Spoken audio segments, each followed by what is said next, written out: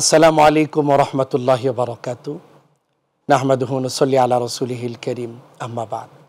সুপ্রিয় দর্শক শ্রোতা, কাছে এবং দূরে, দেশে এবং প্রবাস থেকে এই মুহূর্তে যারা মাই টিভির অনন্য আয়োজন হক কথা অনুষ্ঠানটি দেখছেন, আপনাদের সকলকে প্রীতি শুভেচ্ছা অভিনন্দন জানিয়ে শুরু করছি আজকের আলোচনা।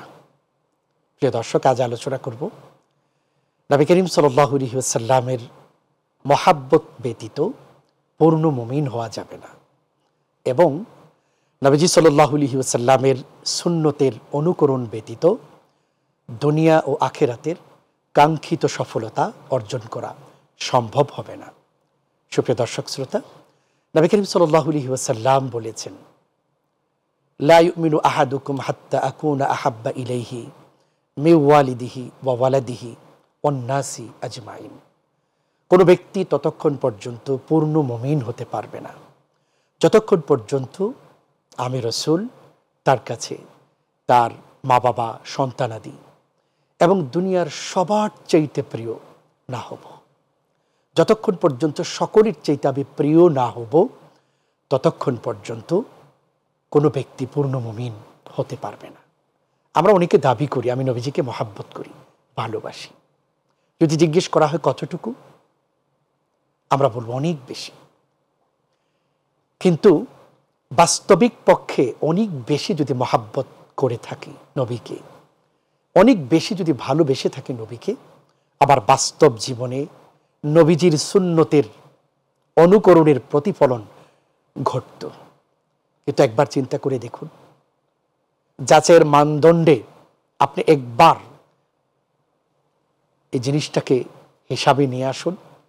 আমার জীবন চলা, আমি বলা, জীবনযাপন করা, সংসার পরিচালনা করা, চাকরি, ব্যবসা এবং যত কাজকর্ম আছে, সমাজ পরিচালনা, রাষ্ট্র পরিচালনা, এই সব ক্ষেত্রে আসলে কি নবীজি সাল্লাল্লাহু আলাইহি ওয়াসাল্লামকে মহাব্বত করে নবীজির সুন্নতকে আঁকড়ে ধরতে আমরা কি সক্ষম হয়েছি? আমরা কি নবী করিম সাল্লাল্লাহু আলাইহি ওয়াসাল্লামের অনুকরণের মাধ্যমে আমাদের জীবনের সবগুলো কাজ সমাধান করার চেষ্টা করছি? যদি একান্তে জিজ্ঞেস করা হয়, প্রত্যেকটা মানুষ আমরা বলতে বাধ্য হব, না, পারিনি। আমরা অনুকরণের দিক থেকে বলার ক্ষেত্রে আমরা বলছি নবীকে মহাব্বত করি এবং একথা বিশ্বাস করি দুনিয়া ও আখিরাতের সফলতার জন্যে নবীজি সাল্লাল্লাহু আলাইহি ওয়াসাল্লামের অনুকরণ, এক কথায় সুন্নতের অনুকরণ বাধ্যতামূলক। কিন্তু বাস্তবিক পক্ষে আমরা অনুকরণ করছি অধিকাংশ ক্ষেত্রে হয়তোবা নিজের চাহিদার অনুকরণ, নিজের প্রবৃত্তির অনুকরণ, অথবা বিজাতীয় কোনো সংস্কৃতির অনুকরণ করে আমরা জীবনযাপন করছি। এটাই যদি হয়, তাহলে নবীজি সাল্লাল্লাহু আলাইহি ওয়াসাল্লাম যে বলেছেন, যতক্ষণ পর্যন্ত মা বাবা, সন্তানাদি দুনিয়ার সব কিছুর চাইতে আমি নবীর মহাব্বত তার দিলের মধ্যে বেশি না হবে, ততক্ষণ পর্যন্ত পূর্ণ মুমিন হবে না, হতে পারবে না। তাহলে আমরা আমাদের ইমানের কি অবস্থা? আমরা তো পূর্ণ মুমিন হতে পারিনি। একদিকে বলছি নবী তোমাকে মহাব্বত করি, অথচ আমার জীবন চলা নবীর মতো নয়, আমার লেনদেন নবীর মতো নয়, আমার সংসার পরিচালনা নবীর মতো নয়, আমার বাচ্চাদেরকে লালন পালন নবীর মতো নয়, আমার স্ত্রীর সাথে চলাফেরা, উঠা বসা, তার সাথে জীবনযাপন নবীজি সাল্লাল্লাহু আলাইহি ওয়াসাল্লামের মতো নয়। আমি আমার সংসারটাকে পরিচালনা করছি নবীজি সাল্লাল্লাহু আলাইহি ওয়াসাল্লামের মতো করে নয়। সমাজের দায়িত্বে আমি আছি, সমাজপতি, সমাজ পরিচালনার ক্ষেত্রে দরকার ছিল নবীজির অনুকরণ করা, আমি সেক্ষেত্রেও নবীর মতো না। যারা রাষ্ট্রের দায়িত্বে আছি, মুসলিম হিসাবে দায়িত্ব ছিল, কর্তব্য ছিল নবীজি সাল্লাল্লাহু আলাইহি ওয়াসাল্লামের মহাব্বত দিলের মধ্যে ধারণ করে নবীজি সাল্লাল্লাহু আলাইহি ওয়াসাল্লাম যেভাবে রাষ্ট্রকে পরিচালনা করেছেন, ইনসাফের এক মানদণ্ড কায়েম করেছিলেন, যার অনুকরণ করে ওমর ইবনুল খাত্তাব রাদিয়াল্লাহু আনহু সহ 4 জন খলিফা পরবর্তী জামানায় পৃথিবীতে ইনসাফের এক রাষ্ট্র উপহার দিয়েছিলেন সাহাবায়ে কেরাম, তাবেঈন, তাবেঈনগণ। তো আমি তো জীবনের কোনো ক্ষেত্রেই নবীজি সাল্লাল্লাহু আলাইহি ওয়াসাল্লামকে মহাব্বত করে নবীর অনুকরণ করতে পারছি না, তাহলে আমি কি করে নিশ্চিন্ত হয়ে বসে আছি? আমি একজন মুমিন, পরকালে নবী আমাকে সুপারিশ করবেন। পরিপূর্ণ মুমিন যদি না হতে পারি, নবীজির মহাব্বত দিলের মধ্যে যদি পরিপূর্ণভাবে আঁকড়ে ধরে নবীজির অনুকরণ করতে না পারি, তাহলে পরকালে নবীজির শাফাআত, নবীজির সুপারিশ কিন্তু আমার ভাগ্যে জুটবে না। নবীজি সাল্লাল্লাহু আলাইহি ওয়াসাল্লামকে যারা মহাব্বত করে নবীজির সুন্নতকে আঁকড়ে ধরবে, যত বিপদ আসুক, যত কঠিন মুসিবত আসুক, নবীজির সুন্নতকে ছাড়বে না। নবীজি সাল্লাল্লাহু আলাইহি ওয়াসাল্লাম তো তাদের জন্য সুপারিশ করবেন, তাদের পক্ষে আল্লাহর কাছে সুপারিশ করবেন। নবীজি সাল্লাল্লাহু আলাইহি ওয়াসাল্লাম বলছেন, মান আহাব্বা সুন্নতি ফাকাদ আহাব্বানি ওমান আহাব্বানি কানা মাই ফিল জান্নাহ। যে ব্যক্তি আমাকে মহাব্বত করলো, আমার সুন্নতকে মহাব্বত করলো, সে মূলত আমাকে মহাব্বত করলো। আর যে আমাকে মহাব্বত করলো, সে জান্নাতে আমার সাথে অবস্থান করবে। সুবহানাল্লাহ। নবীজি সাল্লাল্লাহু আলাইহি ওয়াসাল্লাম আরো বলেছেন, আল মারউ মাআ মান আহাব্বা। প্রত্যেকটা ব্যক্তি তার সাথেই তার যে হাসর হবে, পরকাল হবে, জান্নাতে অবস্থান করবে যাকে সে মহাব্বত করেছিল। এবার একটু চিন্তা করে দেখুন তো, আপনি কাকে মহাব্বত করেন? আপনার সন্তানকে লালন পালন করছেন, আমি আমার সন্তানকে লালন পালন করছি পাশ্চাত্যের ধাঁচে। ইহুদি খ্রিস্টানদের কালচারকে আমরা আমাদের ফ্যামিলিতে, সমাজে অ্যাপ্লাই করার চেষ্টা করছি। কাপড় চোপড় আমার সন্তানদের জন্যে মুসলিমদের রীতিনীতি অনুকরণ করে নয়, ইহুদি খ্রিস্টানদের কোনো সেলিব্রিটি, এদের অনুকরণ করে আমি কাপড় চোপড় ক্রয় করছি নিজের জন্য, পরিবারের জন্য, সন্তানদের জন্য। চুলের কাটিং কেমন হবে একজন মুমিন সন্তানদের, সেটা নবীজি সাল্লাল্লাহু আলাইহি ওয়াসাল্লামের অনুকরণ দিয়ে তার সমাধান করার প্রয়োজন ছিল। অথচ আমাদের ছোট্ট বাচ্চাদেরকে ছেলে মেয়ে চুল কিভাবে কাটাবো আমরা দেখি।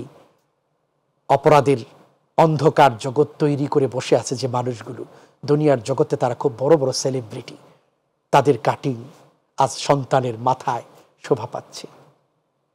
পড়াচ্ছি ইহুদি খ্রিস্টানদের লিখিত বইগুলো, ইহুদি খ্রিস্টানদের তৈরি করা বিদ্যালয়গুলোতে কত সূক্ষ্মভাবে ইমান বিধ্বংসী চিন্তা ভাবনা আমার সন্তানের কচি হৃদয়পটে, কোমলমতি শিশুদের হৃদয়পটে ঢুকিয়ে দেওয়া হচ্ছে। আমি চিন্তা করছি না, একবারও চিন্তা করছি না, আমি শুধুমাত্র একজন বাবা নই, এই শিশুটির আমানত আমার কাছে রয়েছে। আল্লাহ সন্তান নিয়ামত আমাকে দিয়েছেন, আমি এর বাবা, এর জন্য পরকালে আমাকে জবাবদিহি করতে হবে। অতএব আল্লাহ পাকের নির্দেশনা অনুযায়ী, নবীজি সাল্লাল্লাহু আলাইহি ওয়াসাল্লামের সুন্নাহ অনুযায়ী আমার সন্তানকে বড় করা উচিত, তাকে লেখাপড়া শেখানো উচিত, তাকে শিষ্টাচার শেখানো উচিত। আমরা আমাদের ঘর সাজাচ্ছি আজকে ইসলামী ধাঁচে? মোটেও না, ইহুদি খ্রিস্টানদের ধাঁচে। অথচ একজন মুসলিমের ঘর ঢুকলেই সেখানে ইসলামী কালচারগুলো নজরে আসার কথা ছিল। কোরআনের তাফসীর, কোরআনের ব্যাখ্যা গ্রন্থ, ফিকহের কিতাব, ইসলামী ইতিহাস এবং কত চমৎকার চমৎকার কোরআন হাদিসের জ্ঞান গর্ভ দিয়ে ভরা কত কিতাব আদি রয়েছে। আমার সুখে যে আমার ঘরে এগুলো শোভা পাওয়া মুমিন হিসাবে উচিত ছিল। অথচ একজন মুসলমানের ঘরে আমি বলবো নিজেকে নিয়ে চিন্তা করি, আপনি একটু দেখেন আপনার ঘরে কি শোভা পাচ্ছে। রং বেরঙ্গের বিভিন্ন শোপিস চায়না থেকে এনেছি, আমেরিকা থেকে এনেছি, লন্ডন থেকে এনেছি, ইউরোপ থেকে এনেছি। আমি মুসলমান, তারা ছোট্ট ছোট্ট মূর্তি বানিয়ে শোপিস হিসাবে মার্কেটে ছেড়ে দিয়েছে। নবীজির অনুকরণকে আমরা ভুলে গিয়ে তাদের কালচারকে গ্রহণ করে আজকে আমার পরিবারকে, সমাজকে, আজকে আমার ঘরটাকে, বেডরুমকে পর্যন্ত ইহুদি খ্রিস্টানদের কালচারে আমি সাজিয়েছি। তাহলে আমার জন্য কিন্তু বড় বিপদ।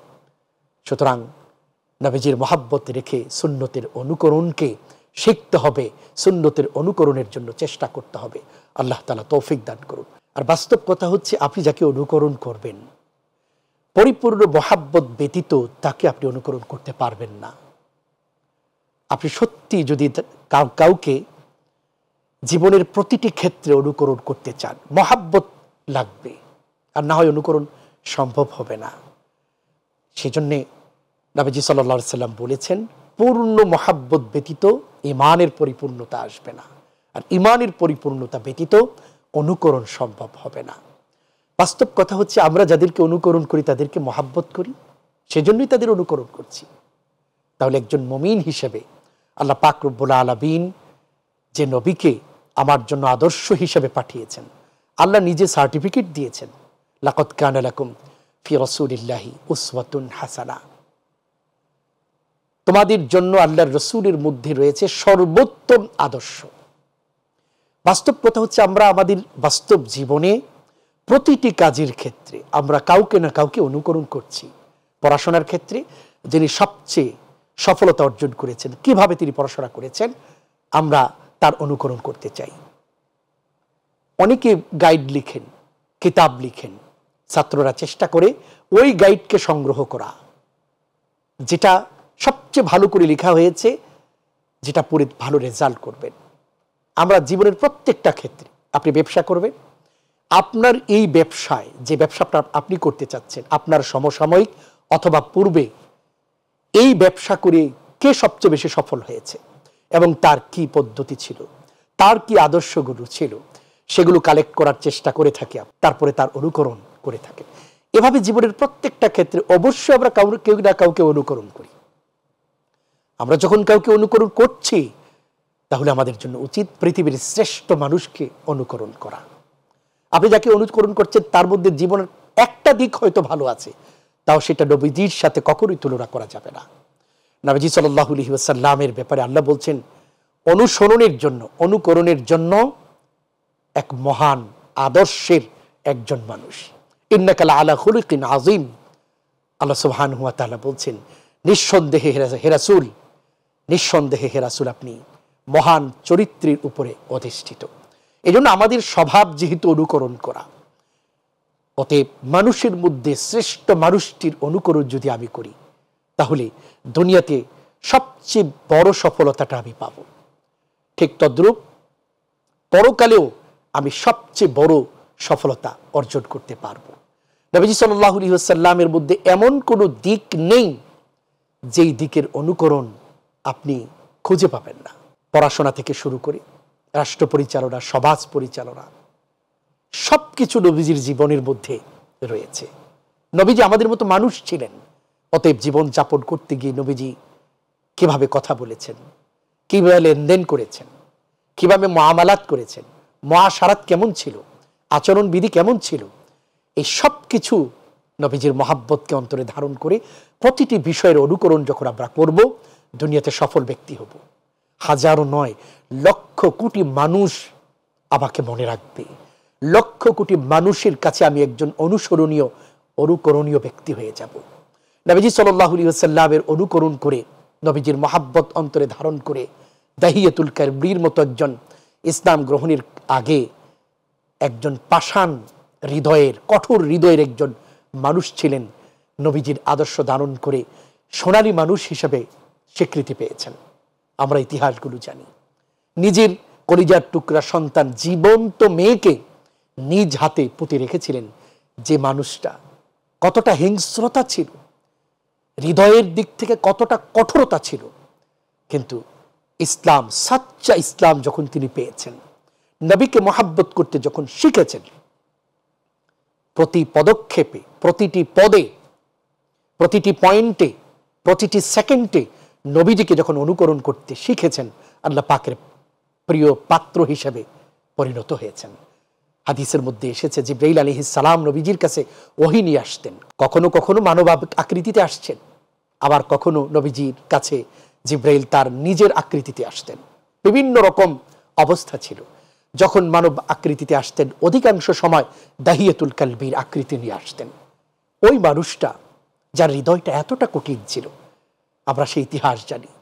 এখনো পর্যন্ত মক্কায় হারামের খুব সংলগ্ন সন্নিকটে মসজিদে আয়েশায় যেতে, যেখানে গাড়িগুলো অপেক্ষা করে, তার পাশেই সেই জীবন্ত পুঁতে রাখার সেই কবরস্থান হাজারো বছরের সাক্ষী হয়ে আছে।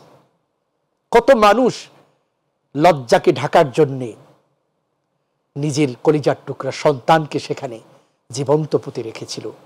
ওই মানুষটাও জীবনের পরিবর্তন এমন এনেছেন, আল্লাহ পাকের প্রিয় পাত্র হিসেবে পরিণত হয়েছেন। ওমর ইবনুল খাত্তাব রাদিয়াল্লাহু আনহু, টকবগে যুবক, মাত্র 27 বছর বয়স, যখন মক্কায় ঘোষণা হলো নবীজির মাথা, মুহাম্মদের মাথা যে এনে দিতে পারবে 100 লাল উট তাকে পুরস্কার দেওয়া হবে, মক্কার বীর, শ্রেষ্ঠ বীর হিসাবে তাকে খেতাব দেওয়া হবে। কারো সাহস ছিল না। ওমর ইবনুল খাত্তাব ইসলাম কবুল করার আগে খোলা তরবারি নিয়ে দাঁড়িয়ে গেল, আমি আনব। লোকেরা তখন বাহবা দিয়েছিল, উৎসাহ দিয়েছিল, ওমর তুমিই পারবে। পথিমধ্যে কোরআন শুনেছেন, নিজের বোনের জবান থেকে কোরআন শুনে দিলটা কিছুটা তৈরি হয়েছে। নবীজির কাছে যাওয়ার জন্য এক পিপাসা, না জানি নবীজির কাছে যাওয়া পর্যন্ত আমার মৃত্যু হয়ে যায়। যদি এমনই হয় তাহলে আল্লাহ পাকের অসন্তুষ্টির উপর আমার মরণ হবে, পরকাল হবে আমার জন্য খুব ভয়ঙ্কর, জাহান্নাম ছাড়া কোনো গতি থাকবে না। এই ভাবনা, এই চিন্তা, এই চেতনা নিয়ে ওমর ইবনুল খাত্তাব রাদিয়াল্লাহু আনহু খোলা তরবারি নিয়ে নবীজির কাছে রওনা হয়ে গেল। কাছাকাছি যখন চলে গেল, সাহাবায়ে কেরাম দেখছিলেন নাঙ্গা তরবারি, খোলা তরবারি হাতে ওমর আসছে। হামজা রাদিয়াল্লাহু আনহু বলছিলেন, ইয়া রাসূলুল্লাহ, ওমর আসছে, অবস্থা দেখে মনে হয় আপনার মাথা নেওয়ার জন্য আসছে। আপনি যদি অনুমতি দেন, আপনার নিকটে আসার আগেই তাকে আঘাত করে দ্বিখণ্ডিত করে ফেলব। নবীজি সাল্লাল্লাহু আলাইহি সাল্লাম তখন বলেছিলেন, না, অপেক্ষা করো, আজকের ওমর আগের ওমর না, ওমর পরিবর্তন হয়ে আসছে। আমি তার চেহারায়, আমি তার চলনে, আমি তার পদক্ষেপে পরিবর্তনের গন্ধ পাচ্ছি, পরিবর্তনের আলামত চিহ্ন পাচ্ছি।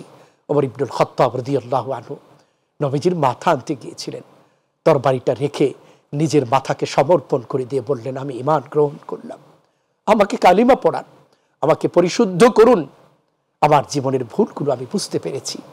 ইয়া রাসূলুল্লাহ, আপনাকে বড় মহব্বত করি, আজ থেকে যতদিন বেঁচে থাকবো আপনার খেদমত করি, আপনাকে মহব্বত করি, আপনার অনুকরণের মধ্য দিয়ে আমার জীবনকে আমি পরিচালনা করতে চাই।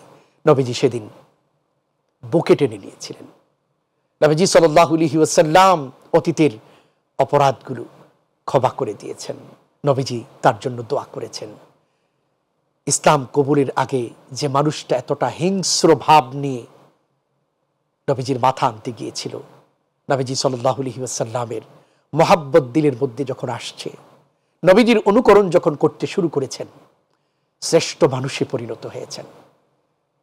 আশারে মুবাশশার 10 জন সাহাবী, যাদের জন্য নবীজি সাল্লাল্লাহু আলাইহি ওয়াসাল্লামের জান্নাতের সুসংবাদ দিয়েছেন নবীজি সাল্লাল্লাহু আলাইহি ওয়াসাল্লাম, দুনিয়ায় থাকতে যারা জান্নাতের সুসংবাদ পেয়েছেন, তার মধ্যে অন্যতম একজন হচ্ছেন ওমর ইবনুল খাত্তাব রাদিয়াল্লাহু আনহু। তো নবীজি সাল্লাল্লাহু আলাইহি ওয়াসাল্লামের মহাব্বত আমি আপনি, আমরা সকলে যদি দিলের মধ্যে ধারণ করে নবীজিকে অনুকরণ করতে পারি, দাহিয়াতুল কালবি যেমন আল্লাহ পাকের প্রিয় বান্দায় পরিণত হয়েছেন, শ্রেষ্ঠ মানুষে রূপান্তরিত হয়েছেন। ওমর ইবনুল খাত্তাব রাদিয়াল্লাহু আনহু যেভাবে শ্রেষ্ঠ ব্যক্তিত্বে পরিণত হয়েছেন, জান্নাতের সুসংবাদ পেয়েছেন, দুনিয়ায় থাকতে রাষ্ট্র পরিচালনা, মুসলিম বিশ্বের খলিফা ছিলেন, আল্লাহ পাকের প্রিয় বান্দায় পরিণত হয়েছেন। আমি আপনিও নবীজির মহাব্বত এবং নবীজির অনুকরণের মাধ্যমে আল্লাহ পাকের কাছে প্রিয় হতে পারবো। আল্লাহ পাকের কাছে প্রিয় হলে নবীজির সাথে জান্নাতে অবস্থান করার সৌভাগ্য আমাদের হবে। আল্লাহ পাক রব্বুল আলামিন আমাদের সকলকে নবীজির পূর্ণ মহাব্বত দিলের মধ্যে ধারণ করে নবীজির অনুকরণ, পরিপূর্ণ অনুকরণের মধ্য দিয়ে আমাদের জীবন পরিচালনার তৌফিক দান করুন। আমিন। ওয়া আখিরু দাওয়ানা আলহামদুলিল্লাহি রাব্বিল আলামিন। আসসালামু আলাইকুম ওয়া রাহমাতুল্লাহি ওয়া বারাকাতুহু।